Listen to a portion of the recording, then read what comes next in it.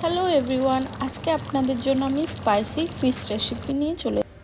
এর জন্য আমরা নিয়েছি দুটো মিডিয়াম সাইজের পেঁয়াজ কুচি, গোটা জিরে, গোটা ধনে, দুটো কাঁচা লঙ্কা, আদা অল্প একটু, আর একটুখানি রসুন। তারপরে এই সবগুলো দিয়ে ভালো করে আমি ব্লেন্ড করে নিয়েছি।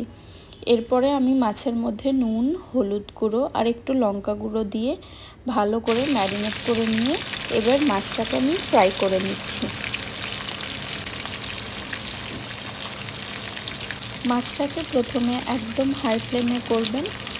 উল্টানোর কিছুক্ষণ আগে কিন্তু গ্যাসের ফ্লেমটা কমিয়ে দেবেন। তারপরে 1 মিনিট পর মাছগুলোকে উল্টাবেন, তাহলে কিন্তু মাছগুলো ভাঙবে না।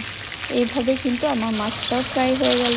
তারপরে সর্ষের তেলের মধ্যে দিয়ে দিচ্ছি বাটা মশলাটা দিয়ে ভালোভাবে মশলাটা কিন্তু আমি ফ্রাই করে নিচ্ছি, যাতে কাঁচা স্বাদটা না থাকে। এরপরে দিয়ে দিচ্ছি নুন, লঙ্কা গুঁড়ো, হলুদ গুঁড়ো, জিরে গুঁড়ো, সব রকম মশলা দিয়ে আমি ভালো করে এই মশলাটাকে কিন্তু আরও বেশ কিছুক্ষণ কষিয়ে নিচ্ছি। তারপরে অ্যাড করে দিচ্ছি পরিমাণ মতো জল। তারপরে দিয়ে দেব ভেজে রাখা মাছগুলোকে এই গ্রেভির মধ্যে।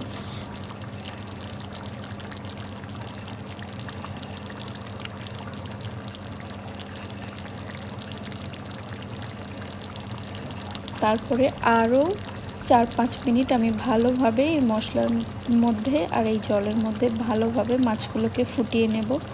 তারপরে অ্যাড করে দেবো ওপর থেকে একটুখানি গরম মশলা। তাহলে কিন্তু এরকম সুস্বাদু একটা মাছের রেসিপি তৈরি হয়ে যাবে। Thank you viewers.